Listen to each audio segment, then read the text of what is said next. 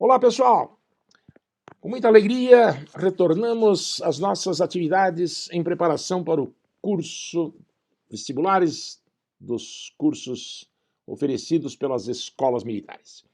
Espero que você tenha se saído bem no simulado na semana anterior.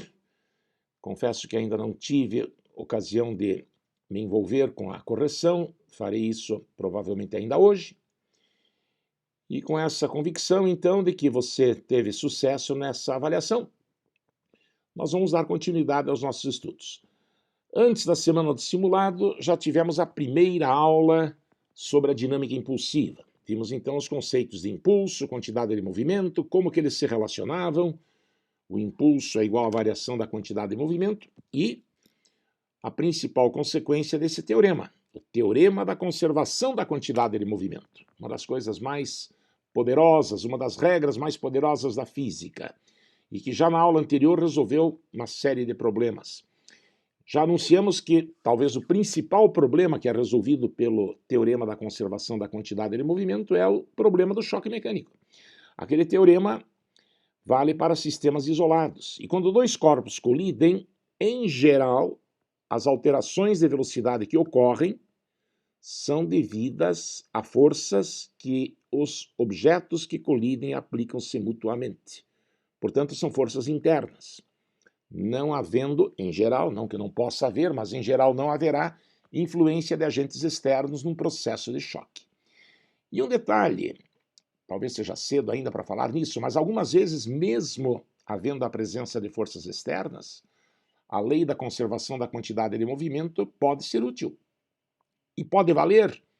Sim, desde que a gente considere que as forças internas sejam muito grandes e o processo dure pouco tempo. Em pouco tempo, o impulso produzido pela força externa será, muitas vezes, desconsiderável. Eu me refiro a problemas que, se já apareceram, não apareceram na coleção anterior, vão aparecer nesta. Não seriam ainda exatamente problemas de choque, mas sim de sistemas isolados. Problemas do tipo, já caiu várias vezes no ITA, uma bomba é lançada obliquamente e no ponto mais alto da trajetória, de repente, explode em dois ou mais fragmentos que adquirem velocidades bem diferentes da velocidade da bomba antes de explodir, em geral maiores por causa da transformação de energia química ou térmica em energia mecânica, mas com conservação da quantidade de movimento porque o sistema é isolado. Peraí, o sistema é isolado? A bomba foi lançada, está lá no ponto mais alto da parábola, no lançamento oblíquo, não tem o peso, a gravidade agindo na bomba, isso é uma força externa. Sim, a bomba e os seus fragmentos constituem o sistema que se está estudando, e o peso é uma força exercida pela Terra que não faz parte do sistema, é uma força externa. Mas no processo da explosão, que dura tão pouco tempo, o impulso produzido pelo peso é desprezível, por causa do pequeno tempo. E também pelo fato de a intensidade do peso, em geral, ser pequena se comparada com a intensidade ou as intensidades das forças internas que surgem durante a explosão. Com esse preâmbulo, eu estou querendo mostrar a vocês que o teorema da conservação da quantidade de movimento algumas vezes será aplicado mesmo para sistemas que não sejam isolados, mas com este cuidado, ok? Bom, mas o foco desta aula é choque mecânico. É o problema mais importante que se resolve com esse teorema, frequentemente assunto de questão de vestibular. Nós pretendemos nesta aula estudar as leis que regem esses dois choques extremos que existem, que são o elástico e o inelástico. O choque inelástico se define como aquele em que os corpos que colidem ficam unidos após a colisão, ocorrendo necessariamente dissipação de energia, por causa do trabalho necessário para produzir a deformação. Uma parte da energia mecânica se dissipa, se transforma em som, em calor. Na outra extremidade, o choque elástico, aquele em que não há perda de energia mecânica, onde a deformação até ocorre durante a colisão, mas devido à elasticidade que se supõe que os materiais tenham, essa deformação cessa após a colisão. Então, a energia potencial elástica associada à deformação no momento do choque é depois devolvida e transforma-se novamente em energia mecânica, no caso, particularmente a cinética. Então é assim que se define, a princípio. Tá? Mais características, além da definição ou consequências delas serão comentadas a seguir. Tá? No choque inelástico, os corpos permanecem unidos após a colisão, havendo perda de energia mecânica, mas não havendo perda de energia, de quantidade de movimento, porque o sistema é isolado. E no choque elástico, onde além de haver a conservação da quantidade de movimento, porque o sistema continua sendo isolado, também haverá conservação de energia cinética. É assim que nós vamos definir. Nem todos os autores definem dessa forma, especialmente o choque elástico. Oportunamente eu falarei de que outra maneira também poderíamos defini-lo, mas por hora seriam essas as informações. Nós vamos nos enfronhar então com esses tipos de choques. Os exercícios são bem básicos ainda. À medida que formos evoluindo, a abordagem vai ganhando um nível cada vez mais elevado e os testes, com certeza, terão uma profundidade ainda maior do que vamos tratar em sala. Sem grande preocupação da minha parte, eu tenho a impressão que cabe ao professor mostrar a parte básica, os conceitos, e também, principalmente, porque, em geral, com um pouco de criatividade, um pouco de imaginação, a partir dessas considerações, não sem algum esforço, o estudante acaba se dando bem na hora de encarar os exercícios propostos. Por exemplo, eu não falarei hoje de choque oblíquo, não durante a aula. Falaremos de choque frontal, onde as direções das velocidades coincidem, os sentidos podem ser opostos ou não. Tá? E já de cara, nos primeiros exercícios, aparece choque oblíquo. Isso nunca me preocupou, porque o estudante tem a habilidade de decompor, aplicar esse teorema na horizontal e na vertical. E com isso eu acredito que você vai se dar bem, apesar de que já adianto, ao resolver esses testes, você deverá arregaçar as mangas, algum esforço maior do que normalmente será necessário. Mas não vamos ficar antecipando possíveis dificuldades, que no fim acabam não existindo. Porém, é um assunto muito importante, né? Peço especial atenção da sua parte. Se em épocas recentes falhou 1 ou 2 anos, isso foi uma falha da prova. É tradição no ITA que dinâmica impulsiva caia e caia bastante. Vamos lá, então. Trata-se da aula número 19 da nossa frente regular, segunda parte. A primeira parte já foi, como eu disse, antes da semana do simulado. A resposta do desafio da aula 18. Lembra? Muitos de vocês fizeram, me consultaram a respeito. Tá? Eram 2 trenós sobre gelo, sem atrito, portanto, com massas conhecidas, um cachorro, um gato, um animal, enfim, num dos trenós, inicialmente em repouso, saltava para o outro e logo depois voltava. E os 2 trenós adquiriam velocidades, claro, em sentidos opostos. O exercício pedia os módulos das velocidades finais, uma questão muito interessante lá do Halliday sobre sistemas isolados. E o resultado está aqui, né? 1 metro por segundo e 1,2 metros por segundo. Isso em módulo. Uma dessas velocidades, qual delas você deve ter decidido, uma orientação seria negativa. Mas em módulo, confira, os valores são esses. Ok? Quem não fez, vá atrás, isso faz parte do nosso aprendizado. Exercícios de sala, então, sobre choque mecânico. Estou me abstendo de detalhar a teoria. A teoria está lá na apostila, que normalmente você já terá lido antes de assistir essa apresentação, certo? Então, por favor, o faça. Eu vou, claro, destacando aqui as características importantes no decorrer da resolução. 2 blocos de massas 2 e 3 kg deslocam-se sobre uma mesma reta em sentidos contrários, com velocidades respectivamente iguais a 4 e 6 metros por segundo, claro, em módulo.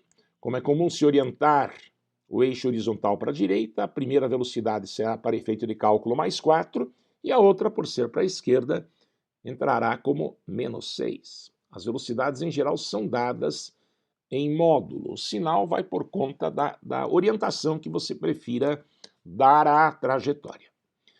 Determine a velocidade após o choque, considerando-o inelástico. Então lembre, choque inelástico, por definição, é aquele em que os objetos grudam, permanecem unidos, havendo deformação durante o choque e uma deformação que não desaparece depois do choque. É uma deformação permanente. E é esta a razão para que você não queira, apesar de não estarmos considerando qualquer tipo de atrito, é a razão para que você não queira aplicar conservação de energia mecânica. Não pode. Mas conservação de quantidade de movimento, sim, porque o sistema é, repito, isolado, não há agentes externos. Consequentemente, que antes igual que após. Só um detalhe gostaria de adiantar. Na aula seguinte, nós vamos definir uma grandeza associada a qualquer tipo de choque chamada coeficiente de restituição. É possível também definir o choque inelástico como aquele em que o coeficiente de restituição é nulo. O que vem a ser esse coeficiente de restituição? Por enquanto é só uma informação, não vou definir, isso não é assunto para hoje, mas quero que você saiba que há outra maneira de definir o choque inelástico e o elástico depois também. Como o sistema é isolado, aula anterior, que antes igual que após, quantidade de movimento do sistema antes do choque vale M1V1 mais M2V2. Após o choque, temos um corpo único de massa M1 mais M2, uma velocidade única também a ser calculada, denominada V. Observe que sequer sabemos se esses corpos unidos após o choque irão para a direita ou para a esquerda. Os cálculos vão permitir que a gente descubra. Substituindo M1 por 2 foi dado, V1 por 4 mais 4 foi dado, pisa para a direita, M2 por 3 foi dado, V2, cuidado, agora é menos 6. Leve em conta o sinal, você está lidando com grandezas vetoriais, apesar de não estarmos aplicando regra para a soma de vetores, a presença do caráter vetorial nessa resolução se manifesta pelo cuidado de se colocar o sinal. O sinal revela que há um vetor envolvido, que tem sentido contrário ao outro, por isso aqui negativo. M1 mais M2, 2 mais 3 vezes V é o que eu quero saber. 8 menos 18 dá menos 10, 2 mais 3, 5V, V igual a menos 2 metros por segundo. Ou seja, esses corpos, após o choque, unidos, movem-se para a esquerda. Agora eu tenho certeza disso. É possível prever o sentido da velocidade final no choque inelástico? Sim, ele sempre coincide com o sentido da velocidade daquele corpo que antes do choque tinha maior quantidade de movimento. Veja se não é verdade. O primeiro corpo, massa 2, velocidade 4, quantidade de movimento em módulo 8. O outro, massa 3, velocidade 6. Apesar de ter massa menor, a quantidade de movimento 18, 3 vezes 6, é maior do que a do outro 8. Por isso, o corpo mais leve aqui fez com que o mais pesado, mudasse o sentido da sua velocidade. O que eu gostaria que você percebesse já nesse exercício e nos outros também é que eu estou atribuindo isso por opção minha, tá? Aliás, a primeira parte da observação que eu faço não é a opção minha, tá? Eu teria de fazer isso.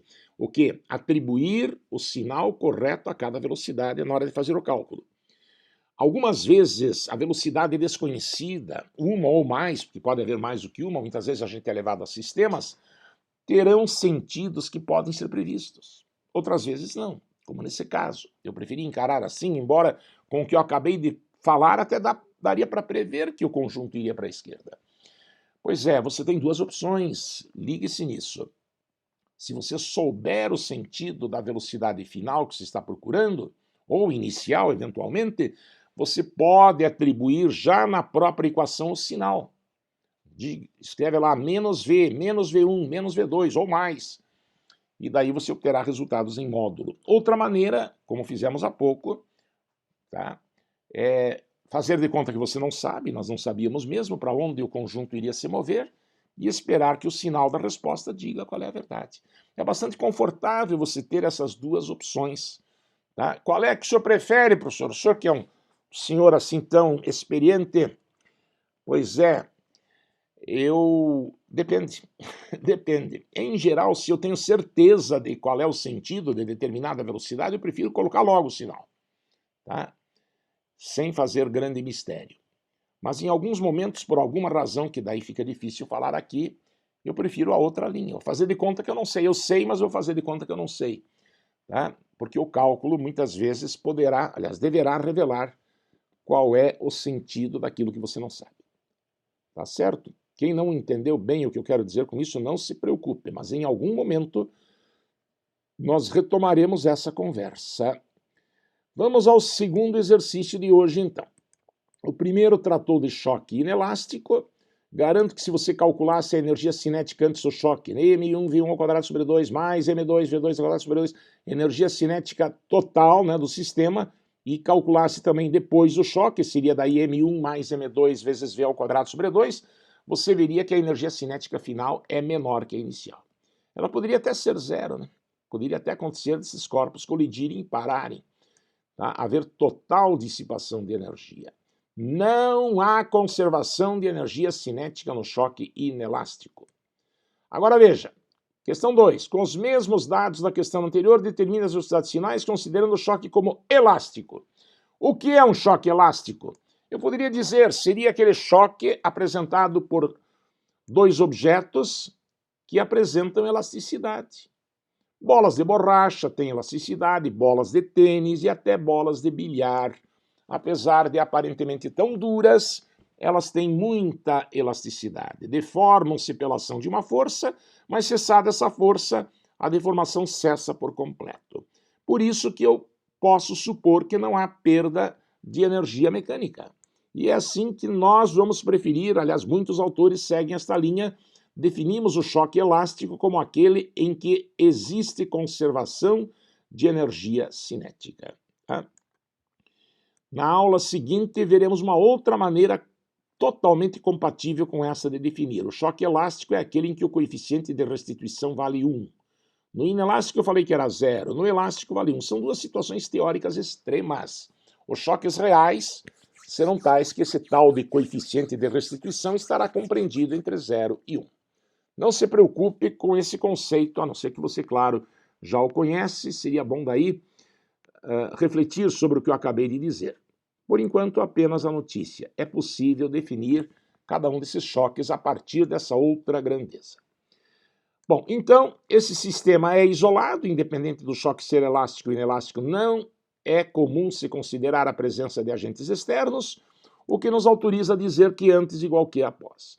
Quantidade de movimento total do sistema antes do choque M1V1 mais M2V2, após o choque M1V1' mais M2V2'. Repare o detalhe, V1' e V2' são as velocidades finais que são, a princípio, desconhecidas. Esse problema acaba sendo mais complicado do que o outro, porque agora os corpos não ficam unidos e, por isso, adquirem velocidades diferentes. Sendo que, a princípio, eu não saberei sequer os sentidos das velocidades finais, muito menos os módulos. Aqui tem uns risquinhos aqui sugerindo, às vezes me perguntam, professor, a bola 1 não bate e volta, a bola 2 não bate e volta.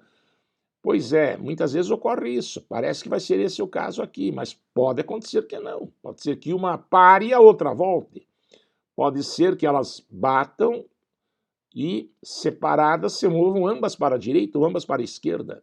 Neste caso, é preferível não tentar adivinhar, até porque a princípio não é possível mesmo, os sentidos das velocidades finais. Então, deixar indicado aí V1' e V2', e deixar que o sinal da resposta revele para onde que esses corpos irão após o choque. Ok? Vamos lá, então. Que antes igual que após leva-nos, então, a M1V1 mais M2V2 igual M1V1' mais M2V2'. M1 foi dado, são os mesmos dados do problema anterior, é 2. V1, 4, mais 4, que é para a direita. São os mesmos dados. M2 vale 3, V2 vale menos 6, porque a bola 2 está vindo para a esquerda. Após o choque, M1 vale 2, V1' eu não sei, M2 vale 3, V2' eu não sei. Então eu tenho aqui uma equação com duas incógnitas. Como 8 menos 18 dá menos 10, fica-se com 2V1' mais 3V2' igual a menos 10. É necessária, é claro, uma outra equação para compor com esta um sistema. A se aceitar a definição que você acabou de ouvir, choque elástico é aquele em que não há perda de energia cinética, a segunda equação deveria ser M1V1 ao quadrado sobre 2, mais M2V2 ao quadrado sobre 2, se a energia cinética total do sistema antes do choque, igual a M1V1' ao quadrado sobre 2, mais M2V2' ao quadrado sobre 2. As únicas incógnitas, como as massas e as velocidades iniciais são dadas, são as velocidades finais. O inconveniente, porém, de se fazer assim é que a equação é do segundo grau. Na fórmula da energia cinética, a velocidade aparece ao quadrado. Por isso a gente evita. Nós vamos usar uma outra fórmula, aqui apenas colocada como se tivesse caído do céu. É a conservação da velocidade relativa. Dela eu falarei no outro exercício. Mas guarde como algo importante. No choque elástico, a velocidade relativa, que vem a ser V1 menos V2, a diferença das velocidades iniciais, é igual à diferença das velocidades finais com sinal trocado. É isso que você quer dizer com V1 menos V2 igual a menos V1' menos V2'. Tá? A diferença das velocidades é a velocidade relativa. Só que antes do choque, essa velocidade é de aproximação. E após o choque é de afastamento. Então há uma mudança no sinal. É uma propriedade relevante. Está intimamente ligada com o fato do coeficiente de restituição ser igual a 1, como claramente será colocado na aula seguinte, logo no início da próxima semana, da aula de segunda-feira. Ok? Mas guarde desde já. V1, então, seria 4, menos V2 é menos 6, leva em conta o sinal, que vai dar 4 mais 6, 10, né? Um corpo se aproxima do outro com uma velocidade de 10 metros por segundo. Eliminando o parênteses, do outro lado, menos V1', menos com menos mais V2'. Daqui eu estou isolando V1', fica V2' menos 10, né? Isolando, tá? Porque era 10 no primeiro membro, eu passei V1' para o primeiro membro e o 10 foi para o segundo. Estou chamando essa equação de equação 2, aquela que veio da conservação da quantidade de movimento é a equação número 1. Vou substituir 2 em 1, aqui no lugar de V1', entrará V2' menos 10. Então, 2 que multiplica V2' menos 10, mais 3 V2' igual a menos 10. Propriedade distributiva, 2 V2' menos 20, mais 3 V2' igual a menos 10. Vai dar 5 V2' igual a menos 10 com mais 20 dá 10. V2', então, fica mais 1 metro, mais 2 metros por segundo, 10 dividido por 5. Isso quer dizer que a bola 2 vai para a direita. E peço desculpas, cadê a velocidade V1'? Deveria calcular também. Será que vai estar no outro slide? Eu tenho a impressão que não. Eu é que acabei esquecendo de colocar aqui. Mas no gabarito você a tem. Só para conferir, então, de cabeça, que seja V2', se você substituir aqui na equação número 2, né, já que V2' vale 2, V1' vale 2 menos 10 menos 8. Quer dizer, a bola 1 realmente vai para a esquerda. E assim como a velocidade relativa antes do choque era 10, lembra? 4 menos 6, uma bola se aproximava da outra com velocidade 10, após o choque isso se mantém. A V1' deu menos 8, a V2' deu mais 2, então uma bola foge da outra também a 10 metros por segundo. Tá? Faltou aqui o cálculo de V1', mas isso seria uma matemática barata. Portanto, nessa resolução foi imposta uma relação até então não justificada. V1 menos V2 igual a menos V1' menos V2'. A diferença das velocidades se mantém, existe conservação de velocidade relativa. Quando formos definir na próxima aula coeficiente de restituição, ele é o módulo da velocidade relativa após dividido pelo módulo da velocidade relativa antes do choque. E esses módulos são iguais. Os sinais mudam porque, claro que para haver choque tem que ser aproximação antes do choque e após o choque fatalmente vai ser afastamento. Coeficiente de restituição não é negativo. Na definição, os termos daquela fração vão aparecer em módulo. Tá? Mas guarde esse resultado, tá? V1 menos V2 igual a menos V1' menos V2', porque ele pode ser útil na resolução dos problemas de choque elástico. Daqui a pouco nós vamos provar isto, ok? Perdão. Ok, pessoal, desculpe aí o espirro já devidamente recuperado. Daqui a pouco você verá de onde que se concluiu esta conservação da velocidade relativa. Isso é uma propriedade importante do choque elástico. Antes, porém, mais um problema agora que não é exatamente de choque, mas envolve uma transformação matemática parecida com aquela que acabamos de ver e também, claro, se relaciona com o sistema isolado. Vamos ao terceiro exercício de hoje.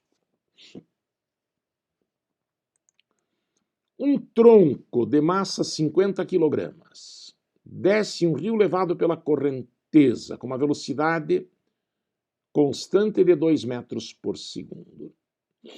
Tá? Para a direita, imagine, seria esse V1 que está sendo levado aí pela correnteza, sua massa 50 kg. Uma ave de massa 10 kg, então não é um sabiá nem um bentivi, poderia ser uma galinha, talvez, se bem que galinha, para ficar voando do jeito que ele descreve, não é comum. Pode ser um albatroz, uma águia, uma ave, enfim, de massa 10 kg, voando a 2 metros por segundo, rio acima. Cuidado então para a esquerda, essa daqui eu sei que vai ser uma velocidade negativa, já que costumamos orientar a trajetória para a direita. Procura pousar sobre o tronco. A ave escorrega de uma extremidade à outra sem conseguir permanecer sobre o tronco, saindo com velocidade, seria V2', meio metro por segundo, para a esquerda ainda, claro. Então será menos meio, na hora de fazer o cálculo. Desprezando o atrito com a água, qual a velocidade final do tronco assim que a ave o abandona? Considerar todas as velocidades em relação às margens do rio. Esse é um detalhe que vai nos incomodar bastante.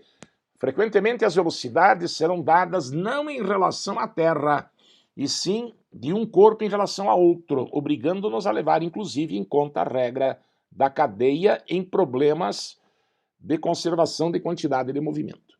É necessário, as leis de Newton só valem para referenciais inerciais, então é necessário que o referencial seja inercial. Você não pode mudar o referencial, porque a lei da conservação da quantidade de movimento vem do teorema do impulso. O teorema do impulso, se você lembra a demonstração da aula anterior, ele vem da segunda lei de Newton. Então, ao aplicar esse teorema, certifique-se de que você está sempre lidando com velocidades em relação à Terra. O sistema é isolado, é o atrito, né, entre os pezinhos da ave e o tronco que faz as velocidades mudarem. A ave queria se valer do atrito com o tronco. Há uma força com certeza contrária ao movimento da ave agindo sobre ela, que faz a velocidade em módulo cair de 2 para meio. E assim como o atrito sobre a ave age para a direita contra o movimento, o atrito sobre o tronco, que seria a reação, age para a esquerda contra o movimento do tronco. Então quem tem bom sentimento já sabe que a resposta deve ser um valor menor do que a velocidade inicial, menor do que 2. Eu jamais marcaria a letra A em letra B, porque eu tenho bom coração. Existe atrito, os pés da ave esquentam, o tronco esquenta, a perda de energia cinética. A energia cinética que se perde é o calor que aquece o tronco, que aquece os pés da ave, mas o sistema não deixa de ser isolado. Esse é um atrito, digamos assim, interno. Por isso ainda vale que antes igual que após. De novo, então, M1V1 mais M2V2 igual a M1V1' mais M2V2'. No lugar de M1, coloque 50 é a massa do tronco. No lugar de V1, coloque 2 é a velocidade com que o tronco é levado. No lugar de M2, coloque 10 é a massa da ave. No lugar de V2, coloque menos 2, porque a ave vai subindo o rio. Do outro lado, M1 é 50, V1' a velocidade final do tronco é o que quero saber. Mais M2 massa da ave 10, V2' seria menos meio, é a velocidade com que a ave saiu. Ela não conseguiu, foi frustrada a tentativa da ave de permanecer sobre o tronco. 100 menos 20 dá 80, 10 vezes menos meio dá 5, menos 5 no caso, que vem para o primeiro membro com sinal trocado, totalizando 85 igual a 50 V1'. Logo, V1' igual a 85 dividido por 50, isso dá mais 1,7. O valor positivo revela que o tronco continua se movendo para a direita. Ele perdeu, como eu esperava, um pouco de velocidade. Tá? A resposta, então, é a da letra D, 1,7 metros por segundo. Ok? Assim, nós estamos ganhando intimidade com o teorema da conservação da quantidade de movimento, e o que impressiona, a mim pelo menos impressionou muito, né? No meu caso, por alguma razão didática daquele professor que me ensinou a mecânica, hoje meu vizinho, professor Kael, ele começou logo falando de choque, dinâmica impulsiva, mal definiu o impulso, quantidade de momentos, já foi logo para choque, não teve aquela preparação que a gente teve na aula anterior, ou se teve, ela foi mais rápida E eu comecei logo a pensar, bom, dinâmica impulsiva é para resolver o problema do choque, mas é impressionante a variedade de problemas. Não só choque mecânico, qualquer sistema isolado. Então aqui foi um exemplo. Desprezamos o atrito com a água, né? Foi atrito entre a ave e o tronco. E também aqueles exemplos da aula passada, bomba que explode, o próprio universo criado a partir de uma grande explosão, patinadores que se empurram, projétil disparado por uma arma, bala vai, arma volta. Veja quantos exemplos de sistemas isolados. Para cada um dos 20 exercícios, provavelmente da próxima coleção, já que hoje a tônica não é mais o teorema do impulso, provavelmente todos esses 20 exercícios, de alguma forma, trarão sistemas isolados, pelo menos numa direção. Às vezes o sistema pode não ser verticalmente isolado, tem peso, tem normal, mas na horizontal pode não ter força alguma. Então a variedade de problemas, de fato, é muito grande. Para finalizar esse nosso encontro, para deixar bem claro que as coisas não caíram do céu, veja o que se pede aqui no exercício número 4. Nós vamos demonstrar matematicamente aquilo que já utilizamos no exercício 2 agora há pouco. Eu não quero, é inviável que você faça essa demonstração num vestibular, por exemplo, e a conclusão é muito importante. Então o que a gente faz? A gente demonstra uma vez, eu me dou esse trabalho, tá? E você guarda o resultado, por gentileza, como algo relevante. Demonstre que no choque perfeitamente elástico, sim, porque existe o parcialmente elástico, falarei dele na outra aula, a conservação da velocidade relativa. Nós definimos há pouco o choque elástico como aquele em que existe conservação de energia mecânica, além de existir conservação de quantidade de movimento. E a conservação da velocidade relativa, que para alguns é definição, ela acaba sendo também uma consequência dessas duas coisas. Vamos lá, então, observem o desenho, duas esferas de massas, vamos supor aí M1 e M2, com velocidades V1 e V2, no mesmo sentido, só para facilitar o raciocínio, para fixar as ideias, né? Claro que V1 terá de ser maior do que V2 para que ocorra o choque. No momento da batida, se o choque é elástico, haverá deformação, sim, as bolas de bilhar ficam deformadas, fotografias provam isso, elas ficam ovaladas, mas depois que se separam, cessa a deformação e as velocidades finais serão V1' e V2'. Claro que V2' maior que V1', né?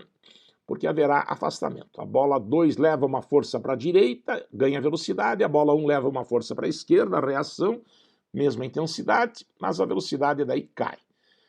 Mas mesmo que as velocidades não tivessem o mesmo sentido, que elas tivessem sentidos opostos, todo o raciocínio vale. Só que daí, é claro, algum cuidado com o sinal, do jeito como eu já falei para vocês, deverá se ter. Mas vamos pensar dessa maneira a princípio. Como o sistema é isolado, que antes igual que após, logo M1 V1 mais M2 V2 igual M1 V1' mais M2 V2'. Tá? Já que a pergunta é, prove que a velocidade relativa se conserva, você quer provar aquilo que você aplicou há pouco, né? V1 menos V2 igual menos V1' menos V2', ou V2' menos V1', naquilo que você quer chegar não pode ter massa. Por isso, nosso trabalho será de eliminar as massas entre as equações da conservação da quantidade de movimento e da conservação da energia cinética, que foi aqui colocada como definição, está lá na teoria, leia, por favor. Um choque elástico, existe conservação de energia cinética total do sistema. Energia cinética antes seria, então, M1 V1 ao quadrado sobre 2 mais M2 V2 ao quadrado sobre 2. Após o choque, a energia cinética se exprime por M1 V1' ao quadrado sobre 2 mais M2 V2' ao quadrado sobre 2. Eu trouxe em seguida, nas duas equações, para o primeiro membro, os termos que tem M1 e os que tem M2 foram para o segundo membro. Nessa segunda, claro que já multiplicamos tudo por 2 para eliminar o denominador. Então, da primeira nos vem que M1 V1 menos M1 V1', que vai do segundo para o primeiro membro com o sinal trocado, vai ser igual a M2 V2' que já estava lá, menos M2 V2 que passa para a direita com o sinal trocado. Da mesma forma, na outra equação, já com o 2 cancelado, fica M1 V1 ao quadrado, menos M1 V1' ao quadrado que passa do segundo para o primeiro membro, igual a M2 V2' ao quadrado que já estava lá, fica menos M2 V2', M2 V2 ao quadrado, digo que estava no primeiro membro, vai para o segundo. A seguir, você vai colocar as massas em evidência nas duas equações. Acompanhe. M1 vezes V1 menos V1' igual M2, que multiplica V2' menos V1' fatorando M1 e M2. Na segunda equação, da mesma forma, M1 que multiplica V1 ao quadrado menos V1' ao quadrado igual a M2 que multiplica V2' ao quadrado menos V2 ao quadrado. Dividir membro a membro as duas equações é estratégico, porque assim a gente se livra das massas, é o que queremos. Fica, portanto, V1 menos V1' sobre V1 ao quadrado menos V1' ao quadrado igual V2' menos V2 sobre V2' ao quadrado menos V2. Uma diferença de quadrados a seguir está se transformando no produto da soma pela diferença, não é? A2 menos B2 vale A mais B, que multiplica A menos B, é assim que Adilson e Vander ensinam. V1 menos V1' de cima com V1 menos V1' de baixo simplifica, o mesmo acontecendo com V2' menos V2. Sobra apenas a equação que era do segundo grau passa a ser do primeiro, essa é a grande vantagem. 1 sobre V1 mais V1' igual a 1 sobre V2' mais V2. Multiplicando em cruz, fica V1 mais V1' igual a V2' mais V2. Ou, passando V2 para o primeiro membro e V1' para o segundo, V1 menos V2 igual a V2' menos V1', conforme queríamos demonstrar. E, por favor, não me pergunte, não há por que se perturbar. Professor, mas isso se as velocidades forem todas positivas. E se não forem? Se não forem, acredite, a fórmula continua valendo, só que você terá de vir aqui com os sinais adequados, caso você os conheça. Se você não os conhecer, você deixa como está, faz cálculos e deixa que o sinal da resposta revele o resultado. De maneira que eu espero que daqui para frente, isso vale para vestibular também, né? Que se o choque for elástico, você aplique direto V1 menos V2 igual V2' menos V1', ou V1' menos V2' com sinal de menos na frente. Você pode dizer que isso é verdade, porque é uma consequência da conservação da quantidade de movimento e da energia cinética, e na próxima aula verá isso com maior clareza ainda. Esta é uma afirmação que deriva do fato de o coeficiente de restituição no choque elástico ser igual a 1. 100% da velocidade relativa é restituída. Daí é que vem o nome de coeficiente de restituição. Outra propriedade marcante do choque elástico, no caso particular de termos massas iguais. Veja o que acontece no quinto exercício de hoje. Não falamos sobre isso ainda. Falaremos agora. Deixa eu arrumar essa seta aqui, como é que faz para que ela fique de novo apontando para lá? Sei lá. Aqui, consegui. Essa seta aqui é mágica, dá para fazê-la apontar para onde quiser. Um vetor de sentido variável. Coisas do nosso professor Canto, que bolou esse acessório que me permite apontar aqui melhor para onde eu esteja me referindo. Demonstre que no choque perfeitamente elástico de massas iguais há troca de velocidades. Esse caso é marcante porque pode se referir a bolas de bilhar, que em geral têm a mesma massa, né? Então, se as bolas colidem com velocidades V1 e V2, após o choque, a bola 1 ficará com a velocidade que era da 2. E a bola 2, que nesse caso ganharia velocidade, ficará com a velocidade que era da 1. No choque elástico de massas iguais existe troca de velocidades. Vamos provar isso? Chamando agora, já que se supõe massas iguais, né? Chamamos as massas não de M1 e M2, como fiz há pouco, mas ambas de M. Ficando então MV1 mais MV2 igual a MV1' mais MV2' pela conservação da quantidade de movimento. Cancelando a massa, você vai ficar com V1 mais V2 igual a V1' mais V2'. Estou chamando essa equação de equação número 1. E se o choque é suposto elástico, vale aquela relação deduzida há pouco, né? Copiando do problema anterior, V1 menos V2 igual a V2' menos V1'. Entenda esse par de equações como um sistema de duas equações do primeiro grau, onde as incógnitas são V1' e V2'. Somando membro a membro, você se livra do V1', ficará com uma incógnita só. V1 mais V1 dá 2V1, V2 menos V2 cancela, V2' mais V2' dá 2V2' e V1' menos V1' cancela. Cancelando 2, você vai ter V2' igual a V1', quer dizer, a bola número 2 ficará com a velocidade que antes do choque era a velocidade da bola 1. E se você substituir esse valor de V2' na equação número 1, lá você vai ter V1 mais V2 igual V1', deixe como está, no lugar de V2', coloque V1. Acabamos de obter, né? Daí V1 com V1 simplifica e sobra V2' igual, V1' igual a V2. Conforme queríamos demonstrar, sim, V1' é a velocidade final da bola 1, V2 é a velocidade inicial da bola 2. Então as velocidades foram trocadas.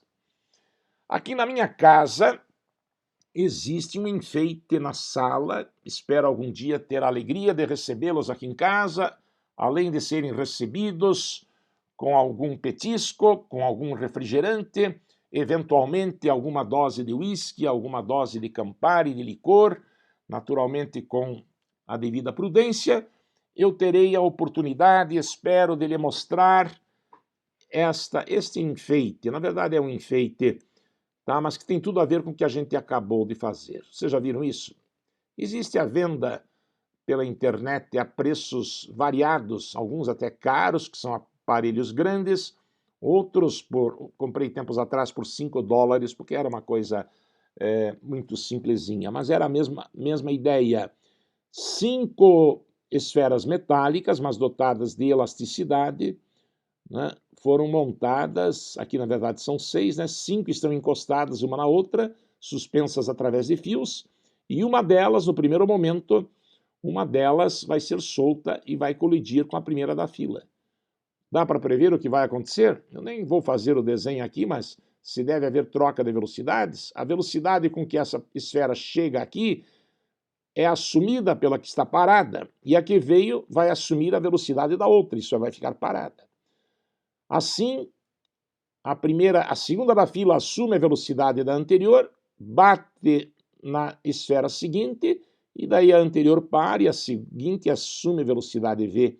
E assim por diante, até a última que não tem em quem bater. Então o que acontece? A última sai com velocidade igual àquela, se for teoricamente, né?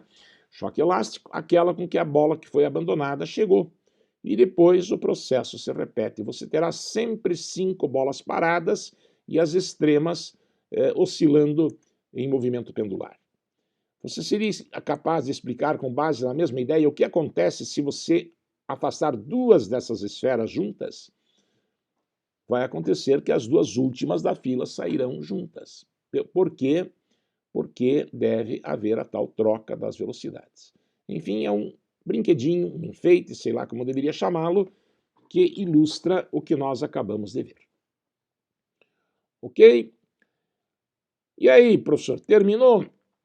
Na verdade, esta aula tem um caráter, numa certa época, ficava até um pouco constrangido, porque claro que não dá para fugir numa aula de choque do que você acabou de ouvir.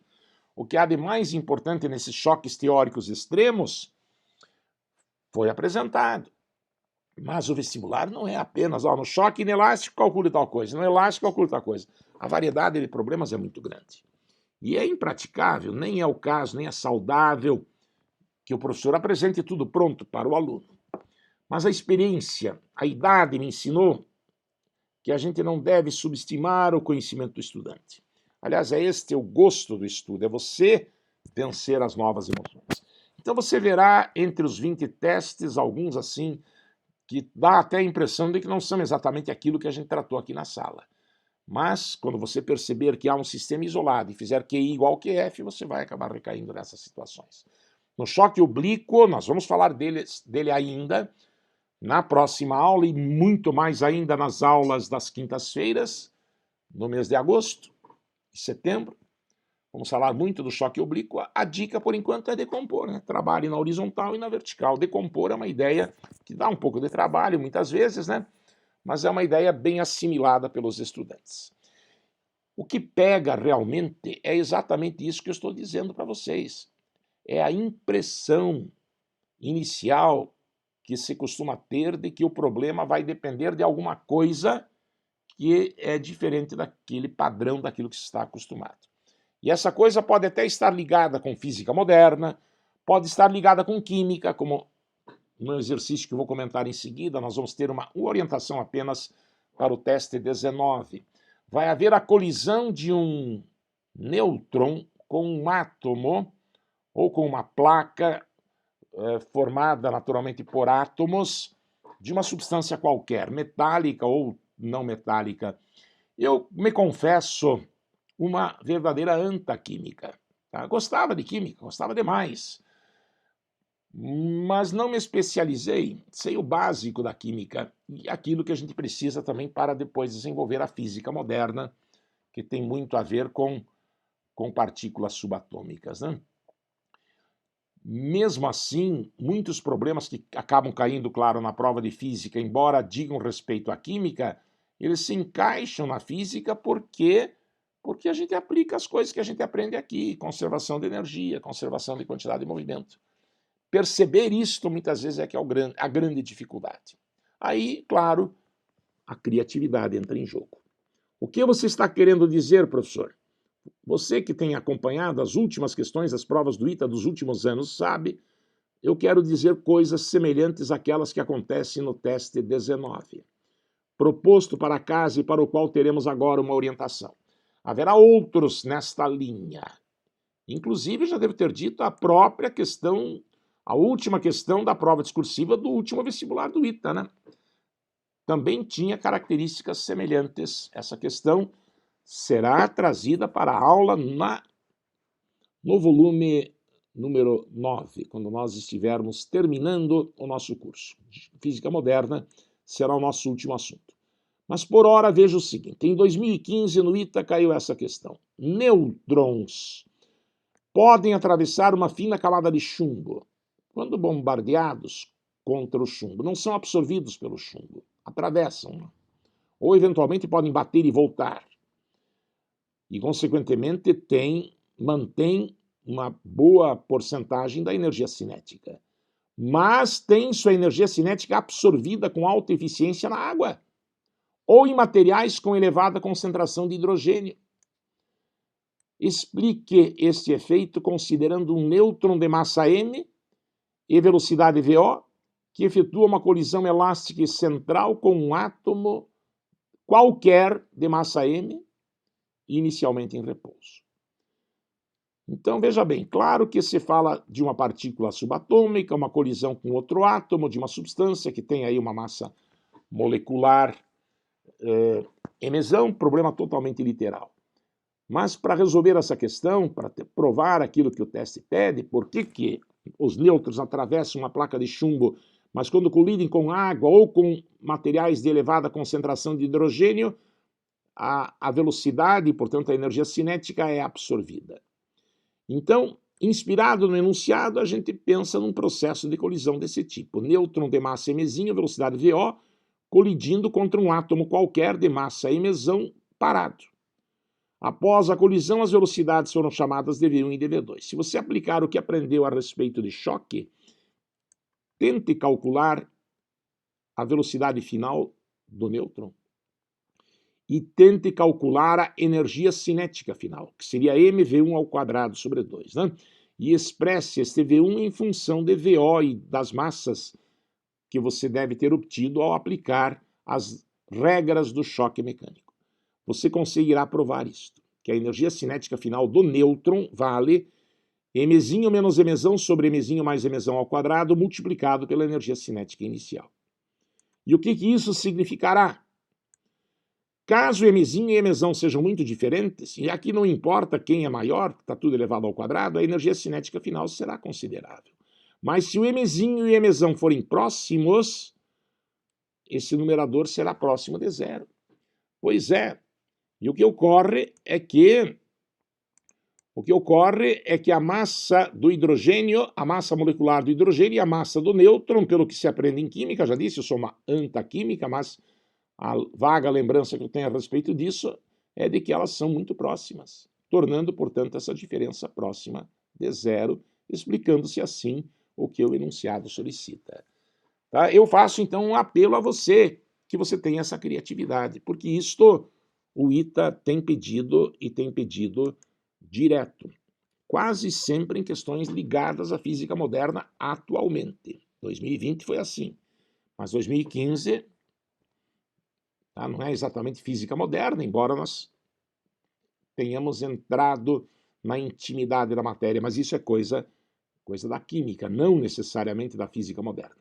Enfim, se o problema cai na prova de física, deve ter uma solução baseada naquilo que você aprendeu aqui nas aulas de física. Ok? Então, é isso aí, pessoal. Esse é o recado. Esse é um assunto bastante extenso, que gera situações, então, bem variadas, por isso são 13 encontros, 20 testes escolhidos a dedo. Todo ano a gente faz questão de manter, eu tenho muito medo de tirar testes antigos e colocar novos, porque todos têm a sua importância. Quando eu faço isso, eu desloco esse teste retirado para aula de quinta ou alguma coisa assim. Tá? Mas são raras as mudanças que a gente faz pela convicção de que esses testes, se bem encarados por você, vão lhe dar uma noção completa do assunto. Não é só assistir a aula, não. Você terá de ir além com a sua capacidade. Ok? Então, bom retorno, uma boa semana de trabalho a todos.